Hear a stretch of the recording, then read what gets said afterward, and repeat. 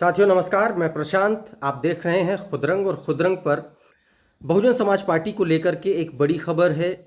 और बड़ी खबर ये है कि बहुजन समाज पार्टी को लगातार एक के बाद एक झटके लग रहे हैं। पहले बिजनौर से जो लोकसभा का चुनाव लड़े बहुजन समाज पार्टी के टिकट पर चौधरी विजेंद्र सिंह, उन्होंने पार्टी को टाटा बाय बाय बोल दिया। और उसके बाद अब एक बड़ी खबर ये आ रही है कि पश्चिमी उत्तर प्रदेश का बहुजन समाज पार्टी का एक बड़ा चेहरा, बड़ा नाम, बड़ा सियासी दिग्गज और बड़ा मुस्लिम चेहरा हाजी फजलुर रहमान बहुजन समाज पार्टी का दामन छोड़ने वाले हैं या कल वो समाजवादी पार्टी ज्वाइन करेंगे।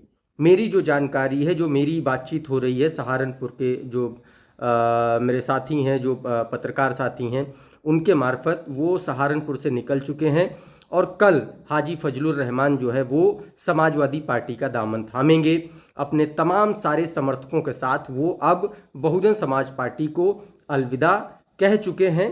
लेकिन ऑफिशियली कल जब वो समाजवादी पार्टी का दामन थाम लेंगे तो ये बात एकदम क्लियर हो जाएगी। और ये बात एकदम पुख्ता हो चुकी है कि हाजी फजलुर रहमान अब समाजवादी पार्टी में जा रहे हैं और बहुजन समाज पार्टी का दामन छोड़ रहे हैं। देखिए, हाजी फजलुर रहमान सहारनपुर के भीतर बड़ी ताकत रहे हैं बहुजन समाज पार्टी के लिए। ज़मीन से उठ कर के जो नेता बने, जो एक पार्षद से अपना राजनीतिक सफ़र शुरू करने वाले हाजी फजलुर रहमान देश की सबसे बड़ी जो सीट है, सांसद की सीट है, वहाँ तक पहुँचे। देश के स्तर पर अपनी लोकसभा सीट का प्रतिनिधित्व किया। हाजी फजलुर रहमान 2019 में बहुजन समाज पार्टी के टिकट पर जीत करके लोकसभा में पहुंचे थे। 2019 में आप सभी को याद होगा कि बहन जी का और समाजवादी पार्टी का गठबंधन हुआ था और उस गठबंधन में 10 सीटें बहुजन समाज पार्टी ने जीती थी और 5 सीटें समाजवादी पार्टी ने जीती थी। और उन 10 सीटों पर एक सीट जो है, सहारनपुर की सीट जो है, वो बहुजन समाज पार्टी को मिली थी, पश्चिमी उत्तर प्रदेश की, और वहाँ से हाजी फजलुर रहमान सांसद चुने गए थे। अच्छा, हाजी फजलुर रहमान के बहुजन समाज पार्टी के जाने की अटकलें चुनाव के पहले से ही लगाई जा रही थी।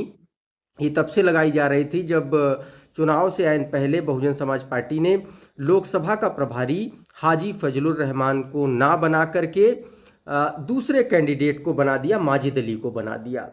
और बहुजन समाज पार्टी की सियासत को समझने वाले लोग, बहुजन समाज पार्टी के कार्यकर्ता पदाधिकारी इस बात को जानते हैं, समझते हैं कि जो भी बहुजन समाज पार्टी की तरफ से जो भी शख्स प्रभारी होता है लोकसभा का, वही ज़्यादातर मामलों में, या यूँ कहें सभी मामलों में, वही लोकसभा का बहुजन समाज पार्टी की तरफ से उम्मीदवार भी होता है। तो कुल मिलाकर के माजिद अली 2019 में बहुजन समाज पार्टी की तरफ से उनको टिकट मिला, वो चुनाव लड़े। चुनाव हराया किसने? वो भी बहुजन समाज पार्टी के पुराने सिपाही रहे, इमरान मसूद। इमरान मसूद किसी दौर में कांग्रेस पार्टी में हुआ करते थे, फिर कांग्रेस पार्टी छोड़ करके वो सपा में गए। सपा में जाने के बाद फिर वो फिर बसपा में आए। फिर बसपा में जाने के बाद फिर वो अंततोगत्वा वो जो है कांग्रेस पार्टी में गए। और इस बार इमरान मसूद के सितारे बुलंद हुए और उन्होंने कांग्रेस पार्टी की तरफ से सहारनपुर लोकसभा सीट पर अपनी जीत हासिल की। चुनाव के दौरान भी ये आरोप लगे कि हाजी फजलुर रहमान जो है वो बहुजन समाज पार्टी के जो कैंडिडेट थे माजिद अली, उनका प्रचार उन्होंने नहीं किया और वो समाजवादी पार्टी के लोगों का प्रचार कर रहे थे। समाजवादी पार्टी यानी कि समाजवादी पार्टी और कांग्रेस पार्टी गठबंधन के जो कैंडिडेट थे इमरान मसूद, वो उनका प्रचार कर रहे थे। तो कुल मिलाकर के हाजी फजलुर रहमान की समाजवादी पार्टी में जाने की जो तैयारी थी वो पहले से थी। लेकिन सवाल ये है कि जब इतनी सारी अनुशासनहीनता पार्टी के भीतर चल रही थी तो बहन जी ने पहले ही हाजी फजलुर रहमान को निकाल क्यों नहीं दिया?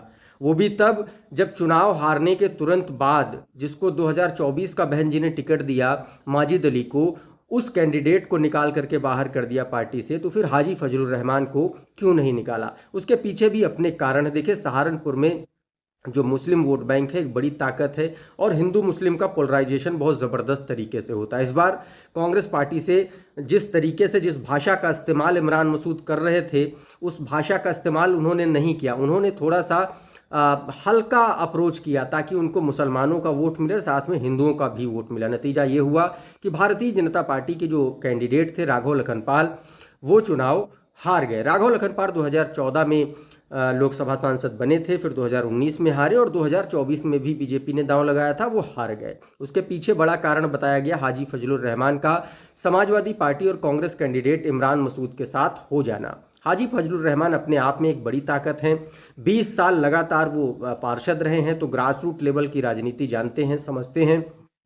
तो कुल मिलाकर के पश्चिमी उत्तर प्रदेश में चुनाव के बाद जो दो बड़े चेहरों ने पार्टी छोड़ी, उसमें चौधरी विजेंद्र सिंह जो बिजनौर सीट से बहुजन समाज पार्टी के टिकट पर चुनाव लड़े थे, वो हालांकि राष्ट्रीय लोकदल छोड़ करके आए थे। उन्होंने चौधरी चरण सिंह जी के लिए भारत रत्न देने के लिए, उनको सम्मान दिलाने के लिए उन्होंने बाकायदा यात्रा निकाली थी। अच्छा, कहा यह जा रहा है कि वो टिकट चाह रहे थे कि भारतीय जनता पार्टी से आरएलडी का गठबंधन हो जाएगा और कुछ सीटें अगर बढ़ेंगी, अगर 2 से ज़्यादा सीटें राष्ट्रीय लोकदल को लोकसभा चुनाव में लड़ने के लिए मिलती तो उसमें एक नाम चौधरी विजेंद्र सिंह का हो सकता था। लेकिन सीटें मिली नहीं, तो चौधरी विजेंद्र सिंह को आयन टाइम पे बहुजन समाज पार्टी में वो गए और चुनाव लड़े और वो हार गए। तो चूंकि बहुजन समाज पार्टी में जब बातचीत हो रही थी सहारनपुर में, तो ये भी कहा गया, ये भी आरोप लगाए गए कि बहुजन समाज पार्टी में हाजी फजलुर रहमान को वो स्पेस नहीं मिला और पार्टी जो है भी पुराने ढर्रों पर काम कर रही। लेकिन इस बात से इत्तेफाक इसलिए नहीं रखा जा सकता क्योंकि आकाश आनंद जिस तरीके से, जिस रफ्तार से काम कर रहे हैं, वो अपने आप में बड़ा काबिल तारीफ है। हिमाचल प्रदेश में एक बड़ा उलटफेर देखने को मिला है। वहाँ पर बहुजन समाज पार्टी ने अपना प्रदेश अध्यक्ष जो है वो बदल दिया है। एक युवा चेहरे को प्रदेश अध्यक्ष बनाया गया है। नया चेहरा, युवा चेहरा, मिशन से जुड़ा हुआ चेहरा, उनको प्रदेश अध्यक्ष बनाया गया है। उनका नायर करके कुछ नाम है, उस पर एक डिटेल में हम वीडियो बनाएंगे। लेकिन जो पुराने जो उनके कैंडिडेट थे, जो आज़ाद जी थे, उनको हटाया गया हिमाचल प्रदेश में। उन्हीं के नेतृत्व में 4 सीटों पर बहुजन समाज पार्टी में लोकसभा का चुनाव लड़ा और सभी सीटों पर बुरी तरीके से पार्टी की हार हुई। तो कहीं ना कहीं आकाश आनंद जी जब पार्टी को मेकओवर करने की कोशिश कर रहे हैं, तो एक बड़ा कारण निकल के सामने आ रहा है कि बहुजन समाज पार्टी पहली चीज़ तो अपना पुराने तौर तरीकों पर काम कर रही है और दूसरी सबसे बड़ी बात यह है कि बहुजन समाज पार्टी में यूथ का जो रिप्रेजेंटेशन है वो कम है, उसका जो प्रतिनिधित्व है वो बढ़ाना है। और आकाश आनंद की सबसे पहली जो प्राथमिकता यही है कि किस तरीके से वर्तमान समय में जैसी राजनीति हो रही है, डिजिटलाइजेशन का प्रयोग करके, सोशल मीडिया का प्रयोग करके, यूथ को अट्रैक्ट करके, यूथ को जोड़ करके, सोशल मीडिया मजबूत करके बहुजन समाज पार्टी को लाया जाए। तो एक तरफ पुराने जो चेहरे हैं, जो पुराने छत्रप हैं, जो अपने तरीके की राजनीति बहुजन समाज पार्टी में करना चाह रहे थे, उनको धीरे धीरे किनारे किया जा रहा है, या हाजी फजलुर रहमान जैसे लोग धीरे धीरे अपने आप किनारे हुए जा रहे हैं। उनको ये शायद पता चल गया है कि अब बहुजन समाज पार्टी अलग तरीके की राजनीति, अलग तरीके की सियासत करने वाली है। होल्ड आकाश आनंद के हाथ में आ चुका है। ऐसे में जो पुराने दिग्गज हैं, जो अपने तरीके की लोकल स्तर की राजनीति करते थे, जिससे पार्टी को कहीं ना कहीं बड़ा नुकसान देखने को मिला इस चुनाव में भी और पिछले कई चुनाव में भी, तो उस तरीके की राजनीति अब कम से कम नहीं हो सकेगी।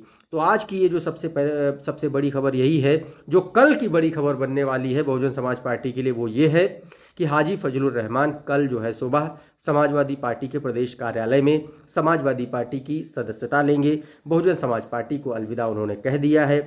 वहाँ पर सहारनपुर में बाकायदा उनके बैनर, पोस्टर सब छप गए हैं समाजवादी पार्टी के।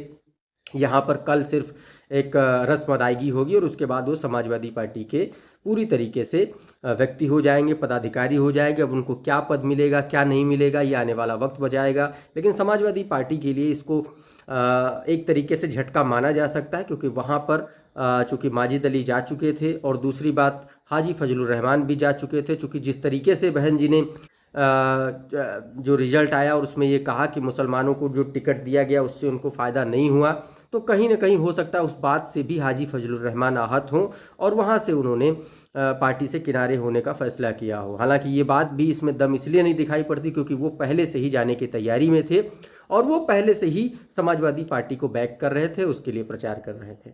आज के इस वीडियो में फ़िलहाल इतना ही। ये वीडियो कैसा लगा आप हमको ज़रूर बताइए। बहुत बहुत शुक्रिया, बहुत बहुत धन्यवाद ये वीडियो देखने के लिए। और हमारे चैनल को अगर आपने सब्सक्राइब नहीं किया है तो चैनल को सब्सक्राइब कर लीजिए, बेल आइकन दबा लीजिए ताकि इस तरीके के वीडियोस आप तक सबसे पहले पहुँचे। नमस्कार।